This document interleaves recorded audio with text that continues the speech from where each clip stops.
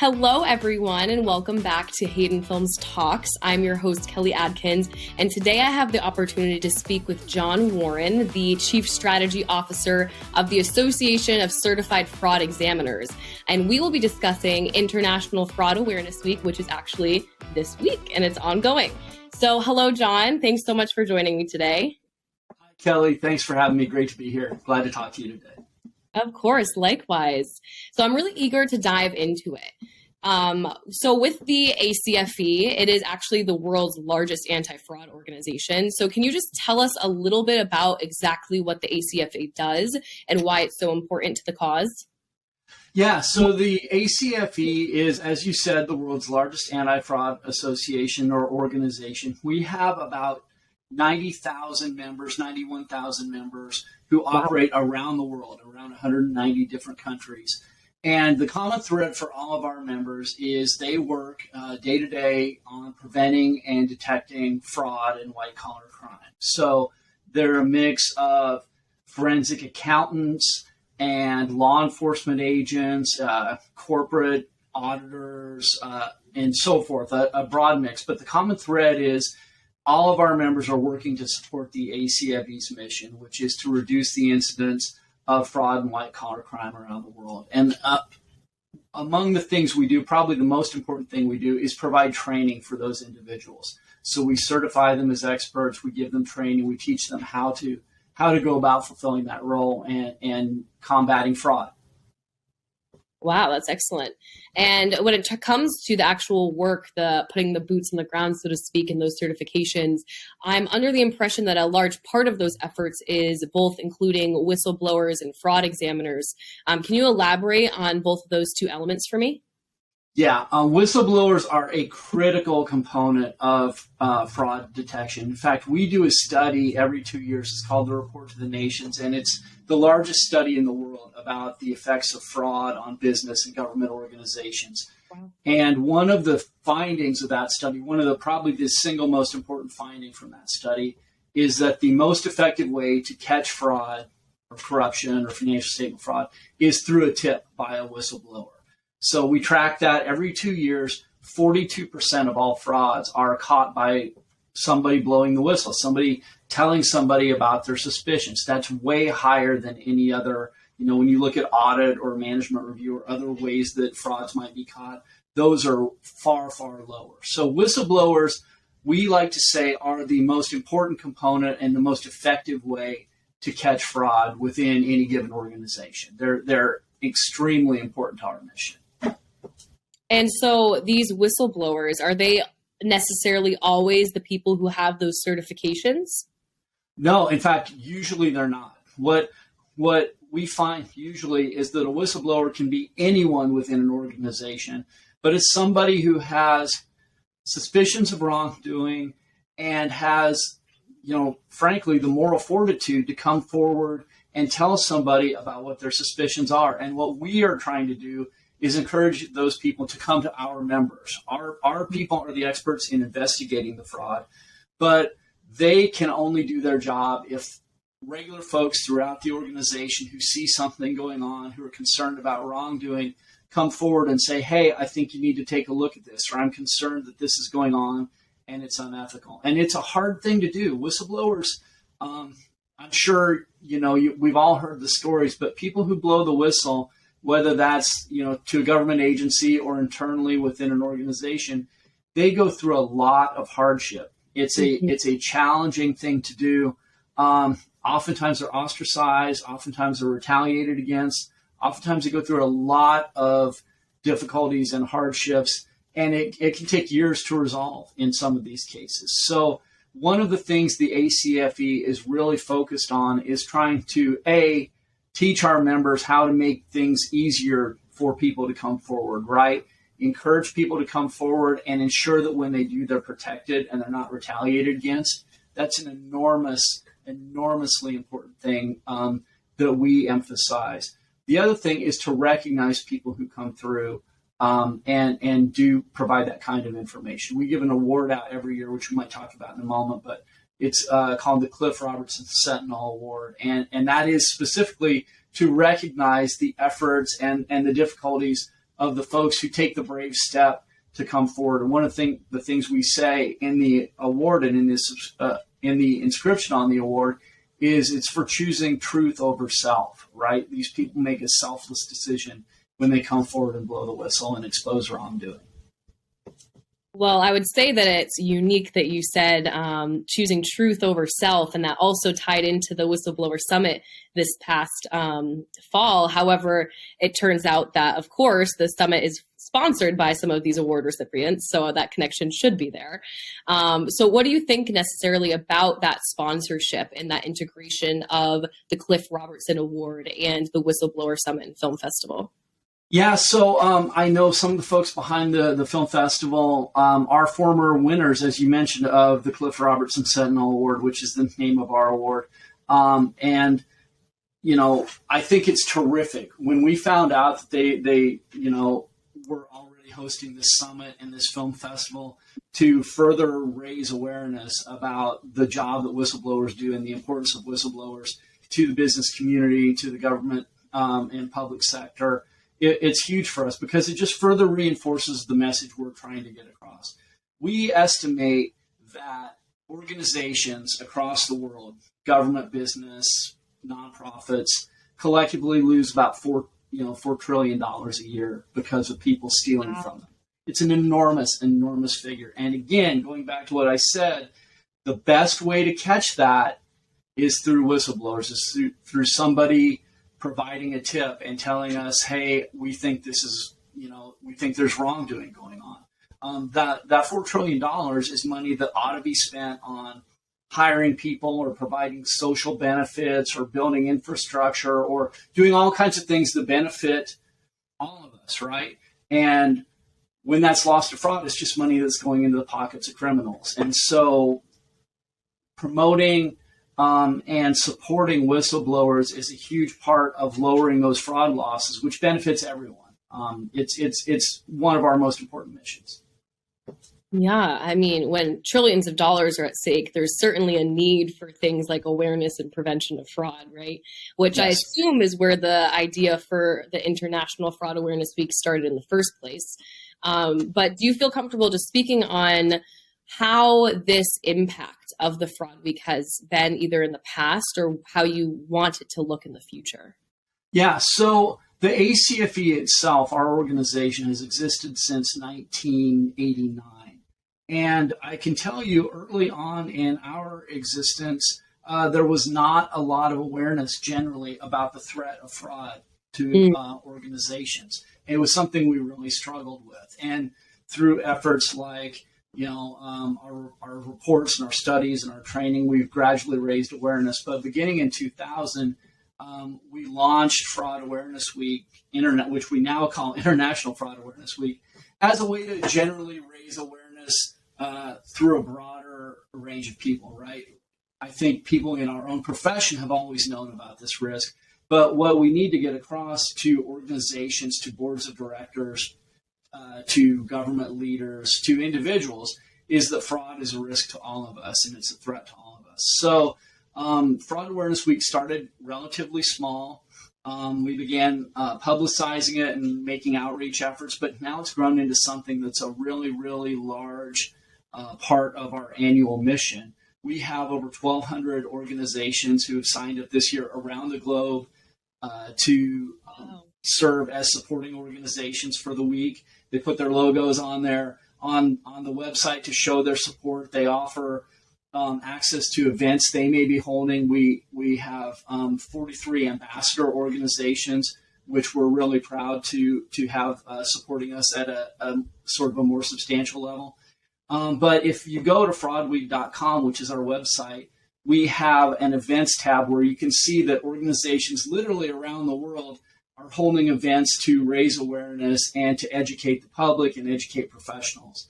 We have, in fact, yesterday I spoke to a group of people in Slovenia about fraud awareness, which was a new thing for me, but it was really exciting to see that, in this country, that I never really had much of a connection with. There are people there who want to understand about fraud, and we spoke about fraud statistics, and we specifically spoke about the value of whistleblowers, coincidentally. On fraudweek.com, we also have a tab of resources where if you're interested in raising awareness within your organization or with your neighbors or your community or whatever, you can go and find resources that will educate and are designed to be educational for other folks about the risks of elder fraud or business fraud. Or you can see we've got videos with convicted fraudsters talking about why they committed their crimes and what they did. We've got information about whistleblowers. There's just a ton of resources. And as I said, the week started small when we began this in 2000, but now it's really coalesced into the one time of the year where the global anti-fraud community really comes together and tries to get out this message and the importance of preventing and detecting fraud and white-collar crime. It's a huge issue. Absolutely. I mean, a global issue. Again, that's very humbling almost to think that we are all dealing with similar issues across the globe. Yeah. And speaking of that, what are some things that people can be looking out for within their organization, or those common white-collar crimes or fraud incidents that they should be keeping their eyes out for? Sure. Yeah, we have an entire taxonomy of different kinds of fraud that will occur within an organization. We call it the fraud tree. And it's just a chart that shows you every kind of fraud that is common across all organizations that can be committed by employees, by management, by executives, and so forth. And that doesn't really even touch on the frauds that you can face from your external sources, like your customers and your vendors. But if you go to ACFE.com or go to fraudweek.com and look for your resources, you can find lists of schemes, lists of risks, but you can also find helpful tips on how to detect fraud, what to look for behaviorally, right? People who are committing fraud have certain behavioral characteristics where they may be like sort of living beyond their means and flashing around a lot of money, or they may be under high levels of stress or something. Things that people can take away to say like, okay, that doesn't seem right to me. There's also resources on how to set up a fraud policy within your department, within your organization or your department, how to test yourself, assess your own fraud risk, how to make sure you're doing everything you can to prevent fraud within your organization. We have fraud prevention checkups, a number of different resources. We made it easy for people who maybe don't know so much about this topic. You know, our members and our certified fraud examiners are what we call them. They're experts, and they're the people who, when you suspect fraud, they're the folks you need to call. But if you're somebody new to the subject who's just stumbled onto this interview, or you're just learning about fraud and you want to know more, come to fraudweek.com, look through the resources. It's really geared to take you from a spot where you're maybe not that sure about what you should be looking for to get you up to speed pretty quickly. And there's a ton of great stuff we've got out there for you. Wow, that's excellent. It sounds like you have an enormous amount of resources to make sure that people feel comfortable.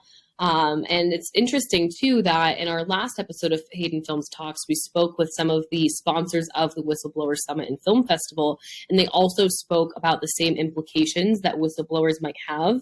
But then we dived into that it might not be as big as other issues. You know, blowing the whistle could be as simple as submitting a claim to an examiner. So that's excellent that you have those resources. And it seems like a lot of people can be a whistleblower without even knowing it.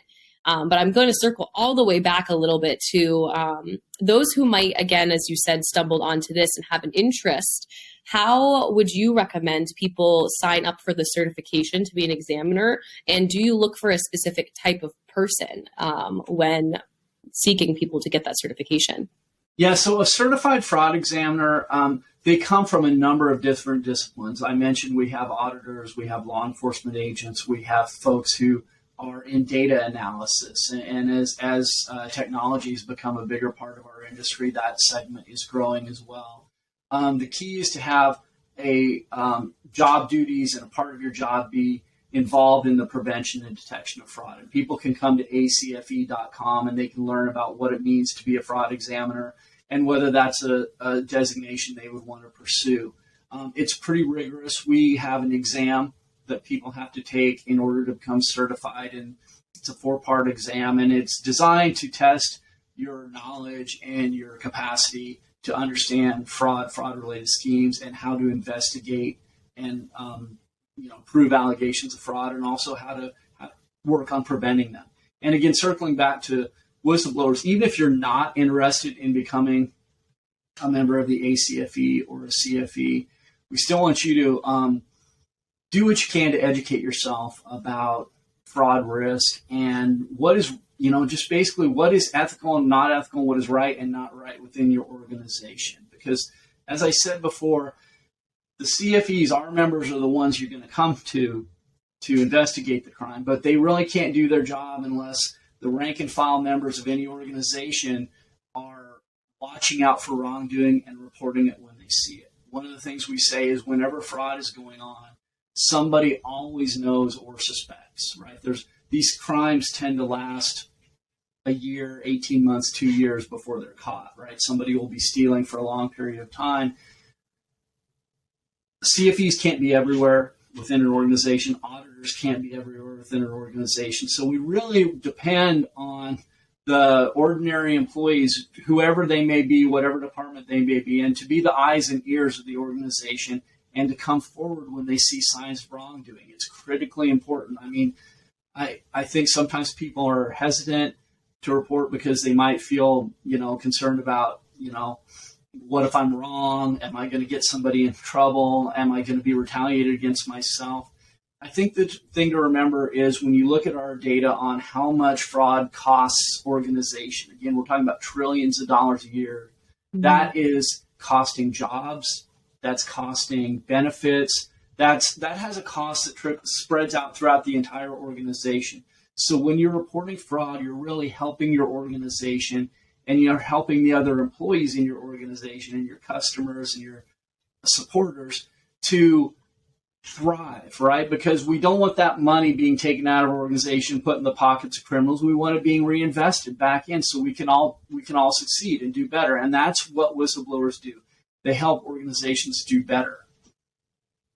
Absolutely. It's something that Michael said to me in the past, that the small things lead to the big things. And I'm paraphrasing, of course. Michael's very philosophical, so he must have said it much better than that. But wow, it sounds like there's a lot of different resources available to become more of an upstander versus a bystander.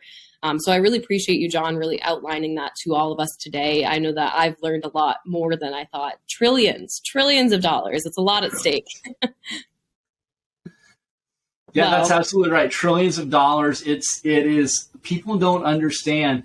Again, going back to Fraud Awareness Week, this is why we do this, because people don't, even though people might be, you hear stories in the news about fraud, you hear, okay, this or that, people don't understand just how big this problem is. It is enormous. And it's the largest form of financial crime in the world, the most costly form of financial crime in the world. Everything we can do to minimize it is a benefit. And what you said, one other thing you said that I want to touch on really quickly is small things turn into big things, right? I don't think I put it the right way, but that's exactly right. If you see something, even if it's small, take it to somebody. Just raise the issue. It doesn't mean the people who handle these complaints are not irresponsible. Nobody's looking to throw people in jail over a minor offense, but you need to let somebody know when you see something wrong, because a small fraud turns into a bigger fraud, turns into a massive fraud. It grows and grows and grows. So we need to nip this in the bud. And we need to just reinforce within our organizations that we don't tolerate unethical or illegal conduct, right? It's about doing the right thing. And that's the heart of what whistleblowers do, is they do the right thing. That's what we want to reinforce. Wow. Definitely something to think about. That very enlightening. So thank you again, John, for speaking with me today.